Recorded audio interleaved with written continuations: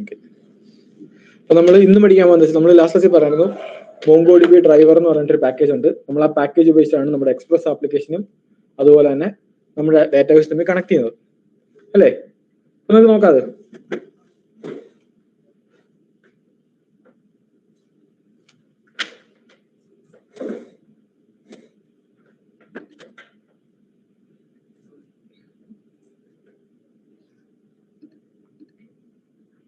Okay. അപ്പൊ നിങ്ങൾ ശ്രദ്ധിച്ചോ?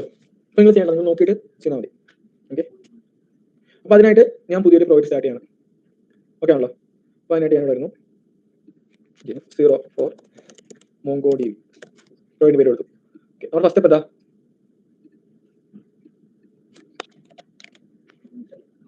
npm init.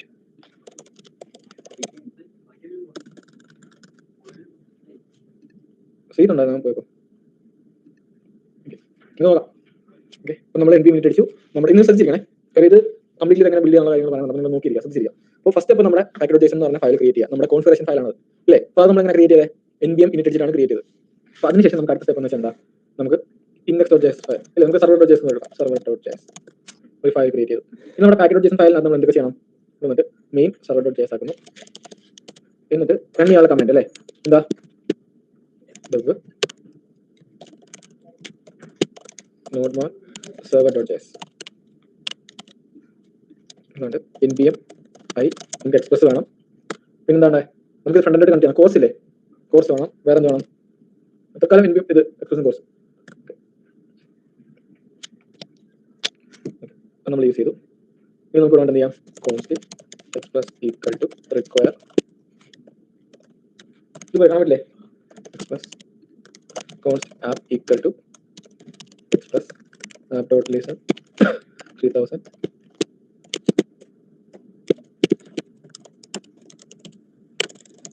console.log app is running at http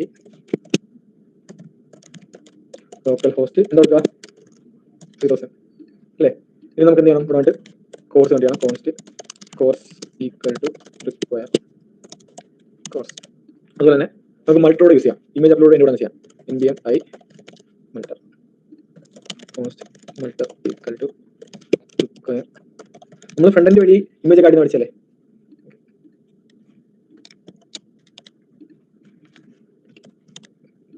ഇനി അടുത്തത് നമ്മുടെ എന്താണ് ടേബിൾസ് വേണ്ടി ചെയ്യാം. App dot use express dot Jason.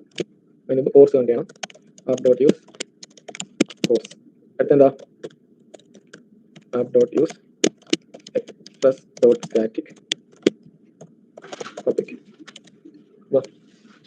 അത്രയും കണ്ടു. നമ്മൾ മറ്റേ ലാസ്റ്റ് പറഞ്ഞില്ലേ MongoDB ആണ് ചെയ്യുന്നത്, അതാണ് ചെയ്യാൻ പോകുന്നത്. തുടങ്ങിയതുള്ളൂ. നമ്മൾ അത് ഇൻഷൽ സെറ്റപ്പ് ചെയ്തു. നമ്മുടെ കോഴ്സ് മൾട്ടിപ്പിൾ എല്ലാം ചെയ്തു. ഓക്കെ, ഇനി നമുക്ക് എന്ത് ചെയ്യണം? പബ്ലിക് എന്ന് പറഞ്ഞ ഫോൾഡർ ക്രിയേറ്റ് ചെയ്യണം അല്ലേ? അതിനകത്ത് ഇമേജസ് എന്ന് പറഞ്ഞ ഫോൾഡറാണ്. അതിലായിരിക്കും നമ്മൾ ഇമേജ് ആഡ് ചെയ്യാം. ഓക്കെ ആണല്ലോ? ഇനി നമുക്ക് നമ്മൾ ലാസ്റ്റ് ചെയ്ത പ്രൊജക്റ്റ് നമുക്ക് അത് കോപ്പി ചെയ്യാം. ഇമേജ് അപ്ലോഡ് ചെയ്യാനുള്ള സെറ്റപ്പ് നിങ്ങൾക്ക് അറിയാലത്. നമ്മളിടുന്നു സ്റ്റോറേജ്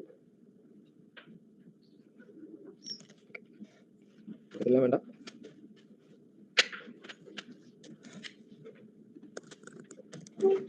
ഇമേജ് അപ്ലോഡ്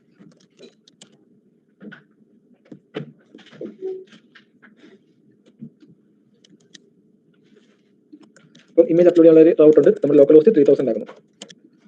ഓക്കെ, ഇത്രയും സെറ്റപ്പ് നമ്മൾ ചെയ്തു. നമ്മുടെ ഇമേജ് അപ്ലോഡ് ചെയ്ത് നമുക്ക് റെസ്പോൺസ് ആയിട്ട് കിട്ടും, URL കിട്ടും. ഇപ്പോൾ ഇമേജ് അപ്ലോഡ് അവിടെ വർക്കിംഗ് ആണ്. അത് അവിടെ നമ്മുടെ ആവശ്യത്തിലുള്ള അപ്പോൾ അതവിടെ ഉണ്ട്. നമ്മുടെ ആപ്ലിക്കേഷൻ അതുണ്ട്. നമുക്ക് ഇത് റൺ ചെയ്യാൻ വേണ്ടി npm i -d നോഡ് മോൺ കൂടെ വേണം.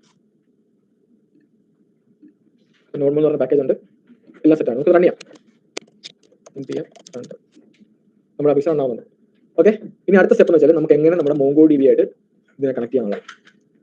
ഓക്കെ ആണല്ലോ? അതാണ് നമ്മൾ ചെയ്യാൻ പോകുന്നത്. ഓക്കെ, ഞാൻ പറഞ്ഞു അതിനുവേണ്ടി നമ്മൾ ഉപയോഗിക്കുന്നത് ഓക്കെ ആണല്ലോ? MongoDB ഡ്രൈവർ എന്ന് പറഞ്ഞൊരു പാക്കേജാണ്. MongoDB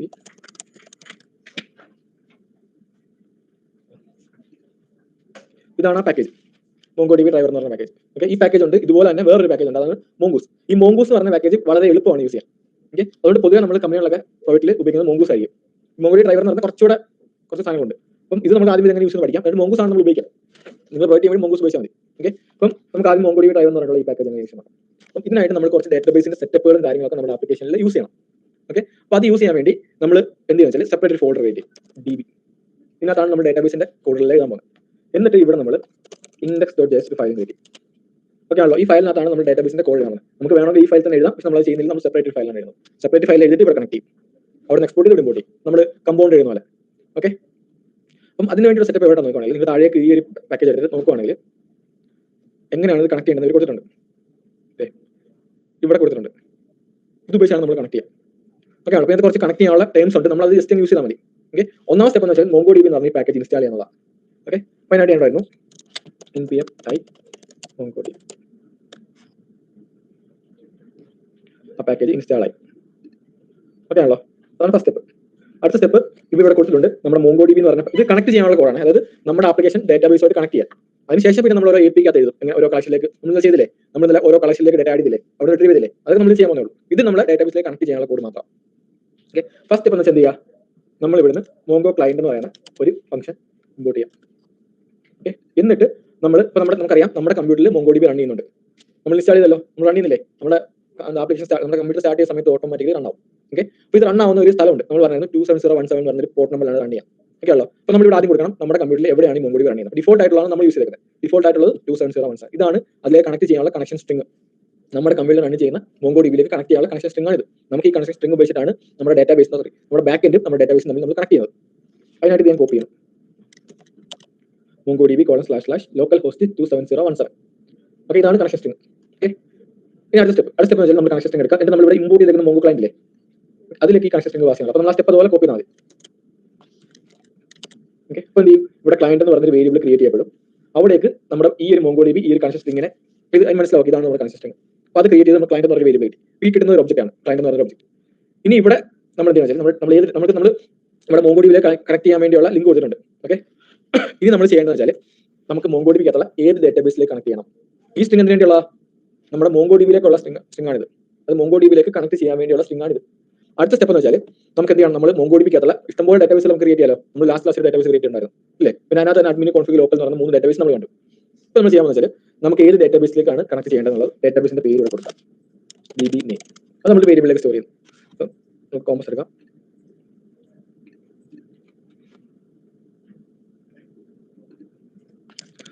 അനാവശ്യമായിട്ടുള്ള ഡിലീറ്റ് ചെയ്യുന്നത്.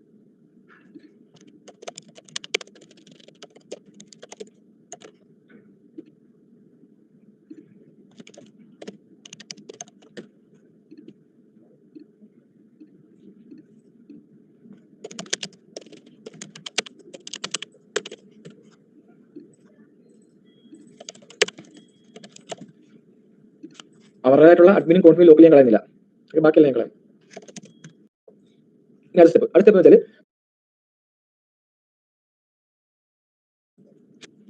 ഇനി ഞാൻ ഡേറ്റാബേസിന്റെ പേര് കൊടുക്കാൻ പോകണം. DB name ഞാനിവിടെ യൂസർ DB നിങ്ങൾ DB കൊടുത്താൽ മതി. ഓക്കെ, ഞാൻ യൂസർ DB കൊടുത്തു. ഓക്കെ, ഇതാണ് നമ്മുടെ ഡേറ്റാബേസിന്റെ പേര്, നമ്മൾ ക്രിയേറ്റ് ചെയ്യുന്ന ഡേറ്റാബേസിന്റെ പേര്. ഓക്കെ, ഇതൊക്കെ നമ്മൾ ഉറപ്പ് ചെയ്യേണ്ട ഓട്ടോമാറ്റിക്കലി സെലക്ട് ആവും. അടുത്ത സ്റ്റെപ്പ് വെച്ചാൽ ഇതാണ് നമ്മുടെ ഡേറ്റാബേസിന്റെ പേര്. നമ്മുടെ ഈ ഒരു MongoDBയിലുള്ള ഈ ഡേറ്റാബേസിലേക്ക് കണക്ട് ചെയ്യാനുള്ള കോഡാണ് അടുത്ത് എഴുതാൻ പോകുന്നത്. ഓക്കെ, ഫൈനൽ കോഡ് ഉണ്ട്, ഞാൻ അതുപോലെ കോപ്പി ചെയ്യുന്നു, എന്നിട്ട് ഇവിടെ പേസ്റ്റ് ചെയ്യും. ഓക്കെ, ഇപ്പൊ എന്താണെന്ന് പറയാം, അനാവശ്യമുള്ള സമയത്ത് പറയാം.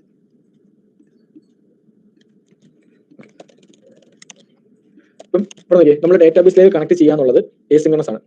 ഓക്കെ, അത് ഡേറ്റാബേസിലേക്ക് നമ്മൾ കണക്ട് ചെയ്യാൻ വേണ്ടി റിക്വസ്റ്റ് അയച്ചാൽ എപ്പോഴെങ്കിലും ആയിരിക്കും കണക്ട് ആവുക. അപ്പം ഡേറ്റാബേസിലേക്ക് കണക്ട് ചെയ്യാൻ വേണ്ടിയുള്ള റിക്വസ്റ്റ് എന്ന് പറയുന്നത് asynchronous റിക്വസ്റ്റ് ആണ്. ഓക്കെ ആണല്ലോ, ഇത്രയും കാര്യം മനസ്സിലായി നിങ്ങൾക്ക്? ഇത്രയും കൊടുത്തേ ഒന്നുമില്ല. അതായത് നമ്മൾ ആ ഒരു പാക്കേജ് വെച്ച് നമ്മുടെ ഡേറ്റാബേസിലേക്ക് കണക്ട് ചെയ്യുന്നു. ഓക്കെ, അല്ലെങ്കിൽ നമ്മുടെ MongoDBയിലേക്ക് കണക്ട് ചെയ്യുന്നു, MongoDBക്കകത്തുള്ള സ്പെസിഫിക് ഡേറ്റാബേസിലേക്ക് കണക്ട് ചെയ്യുന്നു. അപ്പോൾ അതിനുവേണ്ടിയുള്ള കോഡുകൾ അവർ കൊടുത്തിട്ടുണ്ട്, ആ പാക്കേജിലുള്ള കോഡാണ് അത്. നമ്മൾ മൾട്ടി ഉപയോഗിച്ച പോലെ തന്നെ നമ്മൾ അതിനകത്ത് നമ്മുടെ ഓപ്ഷൻസ് സെറ്റ് ചെയ്യുന്നു. അപ്പോൾ അതിനുള്ള കോഡ് എന്താ വെച്ചാൽ നമ്മൾ Mongo ക്ലയന്റ് എന്ന് പറഞ്ഞ ഫംഗ്ഷൻ ഇവിടെ ഇമ്പോർട്ട് ചെയ്യുക, എന്നിട്ട് നമ്മുടെ കണക്ഷൻ സ്ട്രിംഗ് കൊടുക്കുക, അത് അതിനെ ഇതിലേക്ക് പാസ് ചെയ്യുക. അപ്പോൾ നമ്മൾ ക്ലയന്റ് എന്ന് പറഞ്ഞ വേരിയബിൾ ഇടും, എന്നിട്ട് നമ്മുടെ ഡേറ്റാബേസിന്റെ പേര് സെറ്റ് ചെയ്ത് വെക്കുക. ഇനി കണക്ട് ചെയ്യുന്നത് വെച്ചാൽ നമ്മൾ ഓൾറെഡി ക്ലയന്റിനെ ഇവിടെ ക്രിയേറ്റ് ചെയ്തു. ഓക്കെ ആണല്ലോ, നമ്മൾ ഇവിടെ വന്നിട്ട് client.connect എന്ന് പറയുന്ന ക്ലയന്റ് എന്ന് പറയുന്ന ഒബ്ജക്റ്റ് ആണ്, അതിനകത്ത് കണക്ട് എന്ന് പറയുന്ന ഫംഗ്ഷൻ ഉണ്ട്. അതിനെ നമ്മൾ കോൾ ചെയ്താൽ ഓട്ടോമാറ്റിക്കലി കണക്ട് ആവും. ഇതാണല്ലോ, പക്ഷേ ഇത് കണക്ട് ചെയ്യുന്നത് എന്താ, asynchronous കോഡാണ്. ഡേറ്റാബേസിലേക്ക് കണക്ട് ചെയ്യാൻ പറഞ്ഞാൽ asynchronous. അപ്പോൾ asynchronous കോഡ് നമുക്ക് എഴുതണമെങ്കിൽ നമ്മൾ എന്ത് ചെയ്യണം, ഒരു ഫംഗ്ഷൻ എഴുതാം. നമ്മളായിട്ട് എഴുതുന്ന രീതി എഴുതാം, കോൺസ്റ്റ് ഇങ്ങനെയാണ് നമ്മൾ ഫംഗ്ഷൻ എഴുതാം. ഇത് asynchronous ആയതുകൊണ്ട് async. ഓക്കെ ആണല്ലോ, ഇതാണ് ഫംഗ്ഷൻ.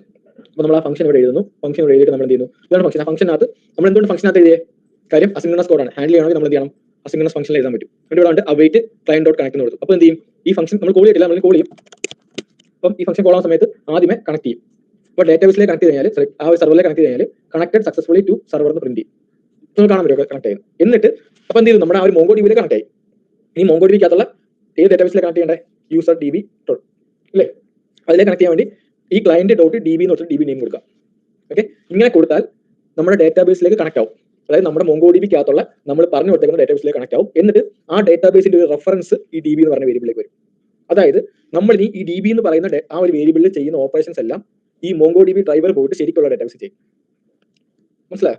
പണ്ട് നമ്മൾ മാജിക് ആണല്ലോ പാവയുടെ ഒരാളിങ്ങനെ ചുമ്മാ ആ വായിച്ച് പാവയിൽ വെക്കുന്ന പോലെ, എന്നിട്ട് ഇങ്ങനെ പാവയിൽ ഇങ്ങനെ കുത്തുമ്പോൾ അയാൾക്ക് അതേപോലെ തന്നെ ഇവിടെ വെച്ചാൽ ആ ഡേറ്റാബേസിന്റെ റെഫറൻസ് ഈ DB വരും. അപ്പൊ നമ്മൾ ഇനി ഡയറക്റ്റ് ഡേറ്റാബേസായിട്ട് ഇന്ററാക്ട് ചെയ്യണ്ട. നമ്മൾ ഈ DB എന്ന് പറയുന്ന വേരിയബിളുമായിട്ട് ഇന്ററാക്ട് ചെയ്യും. കാര്യം ഈ DB എന്ന് പറഞ്ഞ വേരിയബിൾ പാക്കിൽ റെപ്രസെന്റ് ചെയ്യുന്നത് ശരിക്കുള്ള ഡേറ്റാബേസിനാണ്. കണക്ട് ചെയ്തിട്ട് DB-യിലേക്ക് വന്നു. നമ്മൾ ഈ DB-യിൽ ചെയ്യുന്ന ഓപ്പറേഷൻസ് നമുക്ക് വേണ്ടി ഈ മോങ്കോ DB ഡ്രൈവർ ശരിക്കുള്ള ഡേറ്റാബേസ് ചെയ്തു. മനസ്സിലായി? അപ്പോൾ നമ്മൾ ഈ DB-ആയിട്ട് കണക്ട് ചെയ്താൽ നമ്മൾ എക്സ്പ്രസ് ആപ്ലിക്കേഷൻ വഴി ഈ DB-ആയിട്ട് കണക്ട് ചെയ്യും. ഈ DB ചെയ്യുന്ന ഓപ്പറേഷൻസ് ശരിക്കുള്ള ഡേറ്റാബേസിൽ ആര് ചെയ്തോളും? നമ്മുടെ പാക്കേജ്. അതിനാണ് ആ പാക്കേജ് നമ്മൾ ഉപയോഗിക്കുന്നത്. ഓക്കെ, എന്നിട്ട് ഇപ്പം റെഫറൻസ് ഇവിടെ വന്നല്ലോ, നമ്മൾ ഈ DB-യെ ഇവിടുന്ന് റിട്ടേൺ ചെയ്യും. റിട്ടേൺ DB ഈ ഫംഗ്ഷൻ എവിടെ കോൾ ചെയ്യുന്നു അവിടേക്ക് എന്ത് വരും? ഡേറ്റാബേസിന്റെ റെഫറൻസ് വരും. ഇവിടെ കോൾ ചെയ്തേക്കുന്നത് ഇവിടേക്ക് എന്ത് വരും? ഡേറ്റാബേസിന്റെ റെഫറൻസ് വരും. ഇത്ര മനസ്സിലായത്? എന്നിട്ട് നമ്മൾ ചെയ്യാൻ പോകുന്നത് നമ്മുടെ ആവശ്യം ഈ ഫയലുള്ള ഈ DB-ആയിട്ട് കണക്ട് ചെയ്തിട്ടുള്ള റെഫറൻസ് നമ്മുടെ മെയിൻ ഫയലിൽ യൂസ് ചെയ്യുന്നുള്ള. ഓക്കെ, ഇതാണ് നമ്മുടെ മെയിൻ ഫയൽ server.js. ഈ ഫയലിനകത്താണ് നമ്മൾ APIs എഴുതാൻ പോകുന്നത്. ഈ ഫയലിലാണ് നമ്മൾ എന്ത് ചെയ്യുന്നത്? ആ CRUD ഓപ്പറേഷൻ എല്ലാം ചെയ്യാൻ പോകുന്നത്. ഈ ഫയൽ ചെയ്യണമെങ്കിൽ ഈ ഫയലിലേക്ക് ഡേറ്റാബേസിന്റെ റെഫറൻസ് വരണം. അങ്ങനെ വരണമെങ്കിൽ നമ്മൾ എന്ത് ചെയ്യണം? ഇവിടുന്ന് അതിനെ എക്സ്പോർട്ട് ചെയ്യണം. module.exports ഈക്വൽ ടു എന്താ? മെയിനെ കോൾ ചെയ്ത് എക്സ്പോർട്ട് ചെയ്യണം. അതായത് ഇപ്പോഴത്തെ ഫയൽ നമ്മൾ ഇനി ഇമ്പോർട്ട് ചെയ്താൽ ഇവിടേക്ക് എന്താ വരിക? ഇവിടെ ഞാൻ മെയിനെ കോൾ ചെയ്താണ് എക്സ്പോർട്ട് ചെയ്യുന്നത്. ഒരു ഫംഗ്ഷനെ നമ്മൾ കോൾ ചെയ്തിട്ട് എക്സ്പോർട്ട് ചെയ്താൽ ഈ ഫംഗ്ഷൻ എന്താണ് റിട്ടേൺ ചെയ്യുന്നത് അതാണ് അപ്പുറത്ത് വരിക. ഈ ഫംഗ്ഷൻ എന്താ റിട്ടേൺ ചെയ്യുന്നത്? ഡേറ്റാബേസിലേക്കുള്ള റെഫറൻസ്. അത് എവിടെ വരും? ഇവിടെ നമ്മൾ ഇമ്പോർട്ട് ചെയ്താൽ വരും. const db equal to require കണ്ടോ? അതായത് നമ്മൾ ഈ ഫയലിൽ ഡേറ്റാബേസിന്റെ കണക്ഷൻ എഴുതി കണക്ട് ആയതിനു ശേഷം വരുന്ന റെഫറൻസ് നമ്മൾ ഈ ഫയൽ യൂസ് ചെയ്തു. ഓക്കെ ആണല്ലോ? ഇനി അടുത്ത സ്റ്റെപ്പ് എന്ന് വെച്ചാൽ നമ്മൾ എന്ത് ചെയ്യാൻ പോവാം? നമ്മൾ ഈ ഡേറ്റാബേസ് ഉപയോഗിച്ചിട്ട് പോസ്റ്റിംഗ് ഗെറ്റും എല്ലാം ചെയ്യാൻ പോവാം. ഓക്കെ ആണല്ലോ? അപ്പോൾ പോസ്റ്റ് ചെയ്യാൻ വേണ്ടി നമ്മുടെ ആവശ്യത്തിലുള്ള യൂസ് ആവുന്ന എന്തെങ്കിലും ഡേറ്റ സെൻഡ് ചെയ്താൽ അത് നമ്മൾ എന്ത് ചെയ്യണം? നമ്മുടെ ഡേറ്റാബേസിലേക്ക് സേവ് ചെയ്യണം. ഇതാണ് നമുക്ക് വേണ്ടത്. ഓക്കെ ആണല്ലോ? അപ്പോൾ നമ്മൾ ആദ്യമേ ചെയ്യാൻ പോകുന്നത് ഒരു യൂസറിന്റെ ഡീറ്റെയിൽസ്, യൂസറിന്റെ ഗെറ്റ് CRUD ഓപ്പറേഷൻ ആണ് എഴുതാൻ പോകുന്നത്. യൂസറിന്റെ എന്താ? ക്രിയേറ്റ്, റീഡ്, അപ്ഡേറ്റ്, ഡിലീറ്റ് ഇതെല്ലാം നമ്മൾ എന്ത് ചെയ്യാൻ പോവാം? നമ്മുടെ യൂസർ DB-ക്കകത്തുള്ള യൂസർ DB 12-നകത്തുള്ള യൂസർ എന്ന് പറഞ്ഞ കളക്ഷനിലേക്ക് ആഡ് ചെയ്യാൻ പോവാം. ഓക്കെ ആണല്ലോ? അപ്പോൾ അതിനായിട്ട് നമ്മൾ എന്ത് ചെയ്യുന്നു? നമുക്ക് റൗട്ട്സ് എഴുതാം. എങ്ങനെ എഴുതാം? ആപ്പ് ഡോട്ട് ആദ്യം പോസ്റ്റ് എങ്ങനെ എഴുതാം? സ്ലാഷ് എന്ത് കൊടുക്കും? യൂസർ.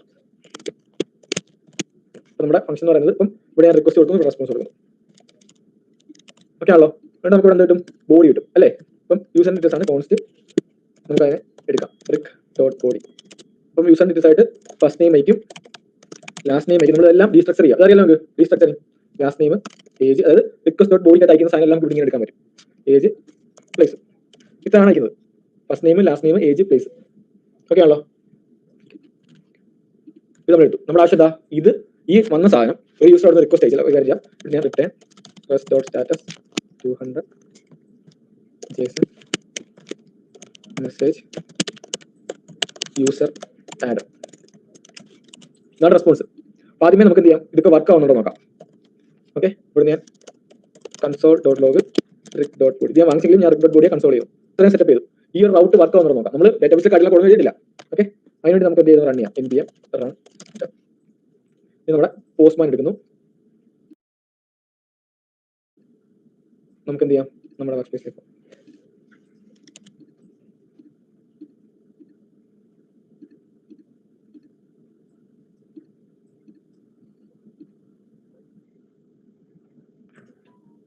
നമ്മൾ ഒരു നിമിഷം പഠിച്ചില്ലല്ലോ.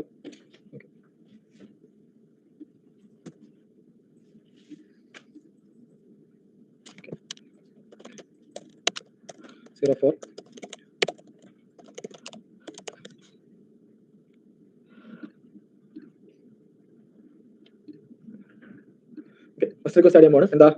യൂസറിന്റെ പോസ്റ്റ് അല്ലേ? http://localhost 3000/ എന്താ? യൂസർ. ബോഡി ആയിട്ട് നമുക്ക് ഇടുന്നു JSON first name, last name,